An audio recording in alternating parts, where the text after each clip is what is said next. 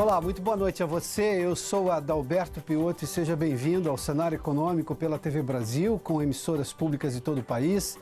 Diretamente dos estúdios da B3, no centro da cidade de São Paulo, hoje um dia de recorde aqui do Ibovespa, numa semana que foi turbulenta. Começou turbulenta com a queda vertiginosa das ações da Vale. Vamos aos destaques do programa de hoje.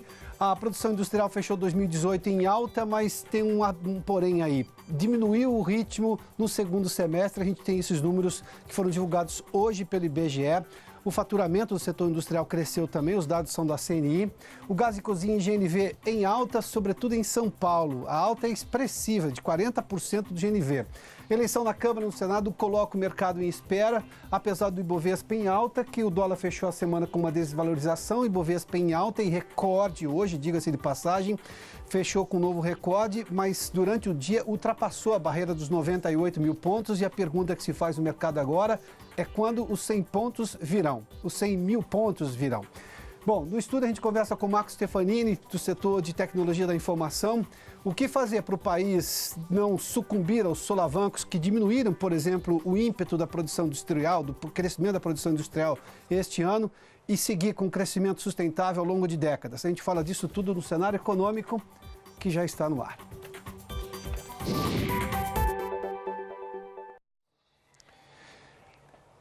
Bom, hoje um novo recorde do Ibovespa. Teve até a oscilação durante o dia, para se ter uma ideia, foram, se não me engano, 16 bilhões de negócios hoje.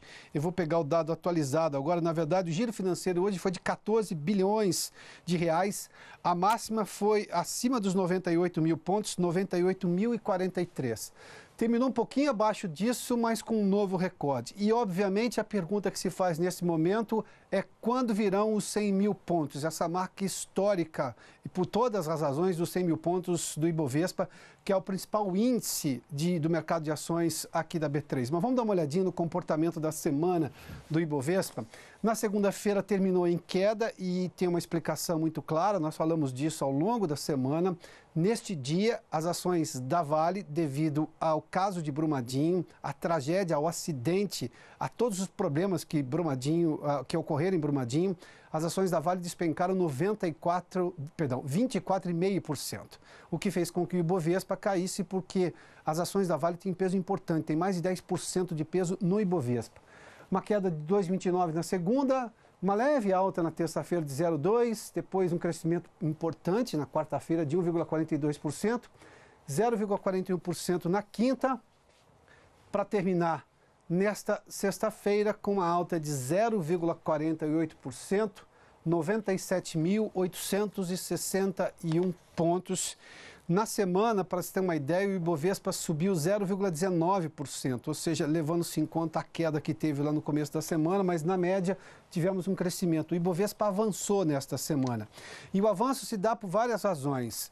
Os juros americanos, por exemplo, que mantiveram recursos em economias emergentes, não vai haver alteração dos juros americanos, pelo menos no curto prazo, e até uma possibilidade, há investidores que arriscam até que o Banco Central dos Estados Unidos pode reduzir os juros, que hoje estão entre 2,25% e 2,5%, o que faria com que mais recursos fossem para mercados de maior risco, como é o caso de economias emergentes, e é o caso da economia brasileira. Nós temos uma situação da economia americana indo bem, apesar do problema com a guerra na China, mas há também, por parte dos investidores, uma visão de que algum acordo acontecerá. No cenário doméstico, a promessa de uma reforma da Previdência mais ampla e de mais longo prazo, e essa aposta está precificada, talvez seja, do ponto de vista doméstico, a maior aposta neste momento, ou seja, e obviamente a recuperação da Vale do ponto de vista de ação, né? De uma ação que teve um problema no começo da semana, teve uma recuperação. Esses dados todos levaram esse Ibovespa ao recorde hoje de 97.861 pontos. Nós estamos começando fevereiro hoje é dia 1º de fevereiro. Com o comportamento de janeiro, com sucessivos recordes, e a gente está abrindo fevereiro com um novo recorde, a pergunta que se faz, e há já quem aposte que se por um acaso o projeto de reforma da Previdência não vier exatamente como os investidores esperam ou como tudo tem sido sinalizado até o momento. Aliás, o ministro da Casa Civil hoje, ministro-chefe da Casa Civil, o Onyx Lorenzoni, concedeu uma entrevista e disse que o projeto de reforma já está sendo analisado pelo presidente Jair Bolsonaro. Tudo conforme o script. A equipe econômica ia se debruçar sobre os números, apresentar um projeto que seria levado ao presidente da República para fazer os ajustes e posteriormente ser apresentado ao Congresso Nacional, que por acaso hoje nós já estamos com os parlamentares todos em posse. Na verdade, as duas mesas diretoras, tanto da Câmara quanto do Senado, estão elegendo agora os seus presidentes. Ou seja, a partir de agora, na segunda-feira, nós já teremos os dois presidentes tomado posse, ou seja, com o comando confirmado nas duas mesas diretoras e com a proposta de reforma provavelmente sendo apresentado ou na semana que vem ou na semana seguinte. O que traz ali, de alguma forma, uma oscilação do Ibovespa, sim, mas por enquanto há um sinal de otimismo muito grande. Vamos seguir aqui para ver sobre o dólar. O dólar terminou em queda na semana. Para você ter uma ideia, na semana a queda foi de, deixe-me ver, é a próxima tela aqui, de quase 3%, uma desvalorização da moeda americana. Hoje terminou em R$ 3,66, uma leve alta de 0,09, o que é praticamente estabilidade. Mas vamos lá para a gente dar uma olhadinha aqui no comportamento do dólar na semana. Na segunda-feira, uma queda de 0,17, praticamente estável, mas ainda assim com oscilação negativa na terça-feira de 0,04. Uma leve alta aqui de 0,05, mas praticamente estável também. E aí uma queda ontem importante de 1,76 para chegar nesse número hoje, mesmo com essa leve alta aqui, um viés de alta de 0,09 na semana, uma queda de quase 3% a R$ 3,66. Vamos dar uma olhadinha em algumas ações que que sofreram um escrutínio mais delicado dos investidores durante toda a semana. As ações da Vale, por razões óbvias, na segunda-feira caiu 24,5%, mas depois se recuperaram. Hoje terminaram com uma alta de 1,65%, a R$ 46,25. Não se tem ainda informações se haverá impacto tanto nos investidores estrangeiros, ou seja, nas ações negociadas em Nova York, quanto aqui no Ibovespa na semana que vem, porque hoje foram divulgadas imagens pesadas do momento em que se rompeu a barragem. E, obviamente, aquilo chama atenção, porque você vê as pessoas andando ali e aquele mar de lama engolindo pessoas, máquinas, equipamentos, e que causou toda a tragédia. Isso normalmente começa a ter um novo olhar sobre as coisas. Aí sim que a empresa vai ter que dar respostas ainda mais rápidas sobre todo o plano dela para atender a comunidade e se renovar como empresa do ponto de vista de ser mais sustentável e evitar novas tragédias como a de Brumadinho. Vamos seguir aqui outra ação que teve desempenho bastante importante na semana. A Petrobras terminou hoje com uma alta de 0,86%. Eu estou falando de duas ações que subiram hoje, duas ações que têm peso muito importante no Ibovespa, Petrobras e Vale, a R$ 25,80. A Petrobras tem um caso aqui, hoje foi divulgado que a produção de petróleo e gás na área de Lula Norte é mais uma área da Bacia de Santos, ou seja, serão mais 150 mil barris de petróleo por dia e 6 milhões de metros cúbicos de gás natural, ou seja, uma produção maior da Petrobras, uma previsão de crescimento econômico do país este ano. Isso tudo faz com que as ações da Petrobras cresçam, porque eu estou vendo, obviamente, um crescimento da economia lá. Bom, daqui a pouco a gente fala sobre produção industrial, mas sobre Petrobras e, na verdade, sobre a vida de quem consome combustíveis no país, a Flávia Grossi tem informações agora no Rio de Janeiro, porque houve uma leve redução, no preço da gasolina, mas o preço do gás no estado de São Paulo subiu bastante. A Flávia tem todos esses números e traz informações agora aqui no Cenário Econômico, diretamente da redação da TV Brasil no Rio de Janeiro. Flávia, boa noite. Boa noite, Pioto. Boa noite a todos. A partir deste sábado, o preço do litro da gasolina vai sofrer uma redução de 0,99% nas refinarias da Petrobras. Com essa mudança, o valor vai passar de R$ 1,49 para R$ 1,47. Já o preço do diesel permanece sem alterações.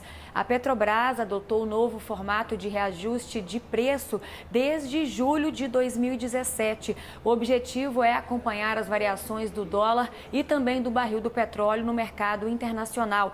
É bom lembrar, Pioto, que o preço final que o consumidor paga inclui os impostos, o custo do transporte do combustível e também o lucro dos donos dos postos. O último levantamento realizado pela Agência Nacional do Petróleo mostrou que na semana passada o preço da gasolina caiu em média 0,3% nos postos de todo o país, enquanto enquanto a gasolina está mais barata no Brasil, em São Paulo, o gás ficou mais caro a partir de hoje.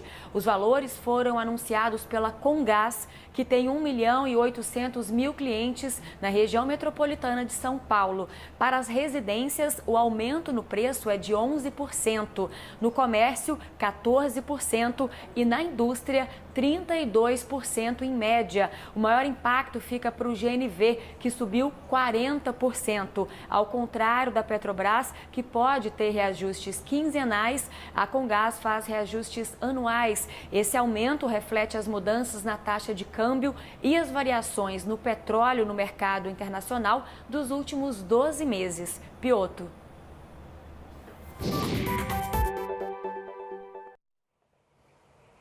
Muito obrigado, Flávia. Vamos só falar sobre o preço do barril do petróleo no mercado internacional, o que influencia diretamente a Petrobras, com alta hoje no preço das ações, mas o petróleo texano negociado em Nova York, o WTI, do Golfo do México, né? Hoje teve alta de 2,81% nesse momento, e o tipo Brent negociado em Londres, uma alta também de 3,24%, são altas expressivas no petróleo, que caiu bastante. O tipo Brent está, por exemplo, a $62. Bom, nós temos várias informações sobre o desempenho da indústria no ano passado. Vamos começar com uma informação divulgada hoje pela Confederação Nacional da Indústria, que é sobre o faturamento do setor industrial, por exemplo. O Dimas Soldi está conosco em São Paulo e tem detalhes sobre isso. Dimas, boa noite, bem-vindo. Boa noite, Piotr. Segundo a CNI, os dados mostram que o setor está se recuperando da forte crise que o país atravessou. O faturamento cresceu 4,1% em 2018. Manteve trajetória de expansão ao longo de quase todo o ano passado. Só foi interrompida em maio de 2018, durante a greve dos caminhoneiros. As horas trabalhadas na produção e o emprego na indústria também tiveram alta, mas um pouco mais modesta, de 0,2% na comparação com 2017. Mas, mesmo com a alta do faturamento da indústria, o rendimento médio do trabalhador caiu 1,7%. Piotr.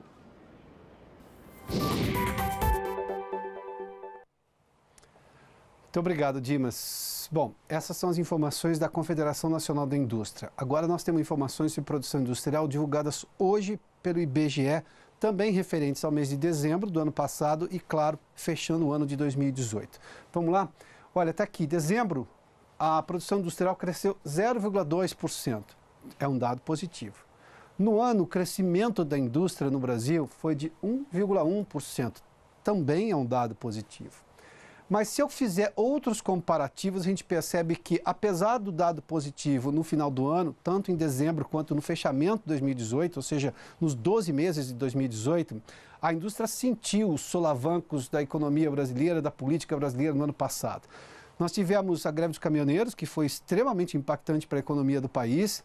Nós tivemos crise na Argentina, a Argentina é grande compradora de produtos industrializados brasileiros, por exemplo, automóveis. A gente também teve problemas, obviamente, dada a eleição, toda aquela questão eleitoral, isso mexe com a economia.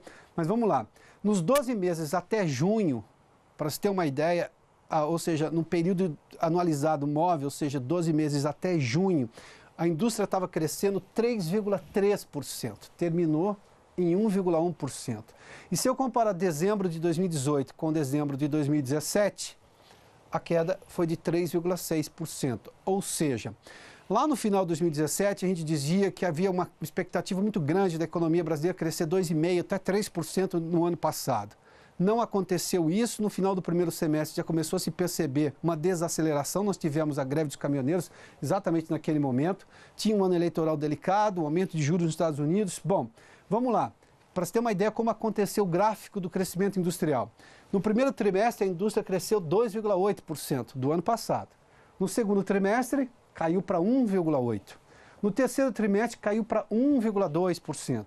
No quarto trimestre, uma leve recuperação de 1,3%. Ou seja, aqui a gente vê uma desaceleração do crescimento.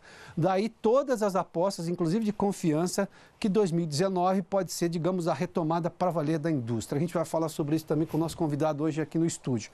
Mas entre as razões apontadas pelo IBGE estão aqui a greve dos caminhoneiros em maio, as eleições em outubro, crise na Argentina, e a crise é severa na Argentina, uma grande parceira comercial, e o elevado desemprego, que obviamente afeta o consumo e traz problemas generalizados para a economia brasileira. Bom, isso é que a gente percebe justamente pelo momento da indústria brasileira. Vamos fazer um intervalo, daqui a pouco eu converso com um representante, um empresário do setor de tecnologia da informação, que é um setor muito sensível na economia brasileira, e quais as previsões, o que ele imagina para a economia deste país agora, em 2019, porque, digamos, o ano está começando agora por um outro aspecto, ou seja, o Senado e a Câmara já tomaram posse, os novos senadores, os novos deputados, e eles são absolutamente essenciais para aprovar as reformas que farão a diferença da economia brasileira no longo prazo. A gente volta logo depois do intervalo aqui no Cenário Econômico. Já de volta com o Cenário Econômico e para falar sobre o que esperar desse 2019, eu fiz menção antes do intervalo que, digamos, o ano brasileiro não vai começar depois do Carnaval, não esquece, já começou para valer no 1º de janeiro. Mas nós temos um incremento, um novo começo agora, porque os senadores e deputados tomaram posse hoje. Nós estamos tendo, inclusive, nesse momento, a eleição das 2 mesas diretoras, ou seja, o comando da Câmara e o comando do Senado. E isso é extremamente importante porque passa pelo Congresso qualquer necessária reforma que esse país precise fazer. O Marco Stefanini está conosco aqui. Marco, seja bem-vindo, que é do setor de tecnologia da informação. Marco, me permita, eu ia falar sobre a Revolução Digital antes, mas qual a sua expectativa para esse ano? Eu fiz menção que nós temos um segundo começo de ano agora, né? Nós estamos de novo porque sem o Congresso, e o Congresso entendendo a realidade brasileira, vai ser muito difícil caminhar. A Presidência da República tem isso muito claro, o Ministro da Economia disse isso em Davos, enfim. O mercado entende as necessidades, eu acho que a população começa a compreender perfeitamente a necessidade das reformas, apesar de elas serem duras e sensíveis. Mas qual é a sua expectativa para a gente não sofrer os solavancos que nós sofremos e que foram extremamente duros durante 2018? Primeiro, obrigado pelo convite novamente, sempre aqui é um prazer estar com você aqui. Eu diria, assim, eu acho que a gente já teve uma primeira... Nós estamos com um vento a favor. Eu acho que o próprio discurso do governo, a tendência dele ser bem mais liberal, eu acho que já tem um vento a favor, eu acho que a perspectiva da economia já melhorou. Você sabe que a economia não é uma ciência exata, ela vive muito de expectativa e se criou uma expectativa positiva, mas não utópica, né? Não exagerada. E agora, como você disse, vamos entrar na vida dura, né? Que a vida dura a gente tem que passar por reformas, né? Para mim, claramente, você comentou de um crescimento mais sustentável, né? Eu, como por exemplo, na minha empresa, a gente trabalha muito na questão de um crescimento sustentável, é muito importante. Então, eu acredito que é o seguinte, o Brasil só vai ter uma economia sustentável quando ele é obrigado a fazer uma série de reformas estruturais para que dê sustentação a esse crescimento de uma maneira de longo prazo, né?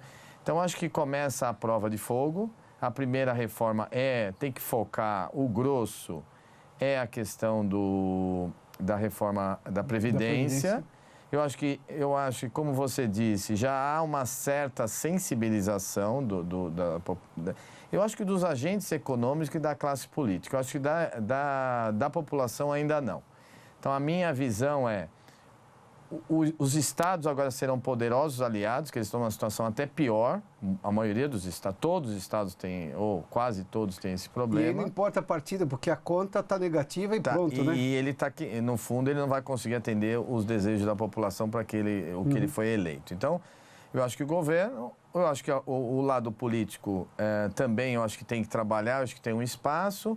Eu recomendo também uma mensagem mais clara. Eu acho que nenhum dos dois governos, mesmo anterior, fizeram uma mensagem mais clara, mais didática a respeito do problema. Primeiro que, é claro... Comunicar melhor a necessidade da reforma. Isso, na população. Né? Uma comunicação passando... Primeiro, claro, não é uma medida suave, ela mexe com alguns direitos, mas na prática o mundo inteiro está fazendo isso. Todo mundo, hoje, todos vivem mais, e isso é um bom problema, né? Todos vivem mais, por isso que tem que aumentar o tempo de aposentadoria. Mas mais do que isso, acho que é passar que o governo tem um dever, na minha opinião, com a sociedade, de equalizar os direitos, né? E claramente no Brasil há um desequilíbrio enorme do ponto de vista da Previdência. em relação principalmente aos funcionários públicos e também a questão rural, que ela deve ser equacionada, né? Então, no fundo, ele está tapando um buraco enorme que vai cada vez ficar maior. Tem ficado. Porque o Brasil vai perder o melhor momento demográfico, já vai perder. E segundo, ele está, na verdade, sendo justo, porque, na verdade, é uma migração, no fundo, de renda da população do setor privado para o setor público. E não é justo, né? Eu acho que tem que ter uma equalização. Muita gente pagando aposentadorias altas para poucas pessoas. É isso aí. Óbvio, eu me lembro um discurso dos anos 90 e que se mostrou acertado. O governo ainda era de Fernando Henrique, mas ainda vale fazer essa menção. No governo Collor já se começou essa discussão que o Brasil precisava se internacionalizar rapidamente. O Brasil precisava conversar com o mundo. Isso foi feito, tem sido feito e ainda bem está se aumentando isso. Mas hoje não dá para conversar com o mundo se a gente não tiver a par e passo com a revolução digital que acontece em cada lugar desenvolvido do mundo. Como nós estamos nesse aspecto hoje? Tá, eu queria só fazer um adendo com você. Eu acho que o Brasil realmente tem procurado se abrir mais, ter uma visão um pouco mais global e internacional, mas como a gente começou esse processo muito de maneira tardia, e ainda, como o país é um país de dimensões continentais, a gente ainda tem uma cultura, a sociedade, e obviamente o governo faz parte dela, é a própria elite também empresarial e tudo, tem ainda uma visão muito local. Então, a gente precisa ter um espaço ainda grande para ocupar, que o Brasil precisa ocupar rapidamente para fazer parte dessa cadeia produtiva global, que o Brasil não faz parte, né? Então, esse é o primeiro ponto. O segundo ponto que pode nos ajudar, né, fazer o que o pessoal do digital fala, um leapfrog, né, dar um salto para chegar nesse ponto da internacionalização, da globalização, ou a gente pode, ao inverso, se a gente não fizer essa lição de casa, aí nós vamos ainda perder mais espaço, que é a transformação digital, né? Então, a transformação digital, ela pode viabilizar, possibilitar o Brasil dar alguns saltos. E o Brasil tem uma coisa interessante, como ele está atrasado em várias áreas de infraestrutura e tudo, o movimento digital, ele permite, na verdade, você dar saltos. Então, você pode, na verdade, por exemplo, você pegar a África. A África perdeu o ciclo da telefonia fixa. O que ela fez? Ela foi direto para a telefonia móvel. A China, ela perdeu a onda dos cartões de crédito. Ela só trabalhava com dinheiro há 7 anos atrás. Hoje, ela só trabalha no mundo digital. Ela pulou os cartões. Então, você tem chance, em alguns momentos, em algumas áreas, de dar um salto. Então, a transformação digital... E essa possibilidade existe para nós também em vários aspectos. Com certeza. E o brasileiro tem um perfil empreendedor, é um país, de novo, uma população, uma massa crítica enorme, mais de 200 milhões de habitantes, e que agora tem um perfil mais liberal, que, vamos dizer assim, é o sistema perfeito para o mundo digital, que você trabalha num ambiente mais liberal. Então, é a grande chance que o Brasil tem de minimizar os problemas e dar um salto de qualidade, um salto em direção a ser um país melhor posicionado no mundo. Para usar o exemplo da China, que não passou pelo dinheiro de plástico, porque os meios de pagamento chineses estão completamente conectados com o que há de mais contemporâneo. Qual seria o desafio brasileiro? Do que a gente perdeu esse bonde para ir para o bonde seguinte? Eu acho que o primeiro ponto é a educação. Acho que esse é o ponto. Acho que o Brasil, se você analisar, a gente conseguiu, de certa maneira, performar a economia, mas sempre com um nível educacional muito baixo. Eu acho que se a gente der um salto na educação, por exemplo, você pega a Fundação Ayrton Senna, faz um trabalho maravilhoso com os professores, por exemplo. Se você fizer um trabalho qualificado com os professores... Eles dão saltos na Fundação Ayrton Senna. Eles dão salto. Então, eu acho que o primeiro é a educação. E o resultado não é tão a longo prazo assim. Então, educação, você está falando, é a base do movimento digital.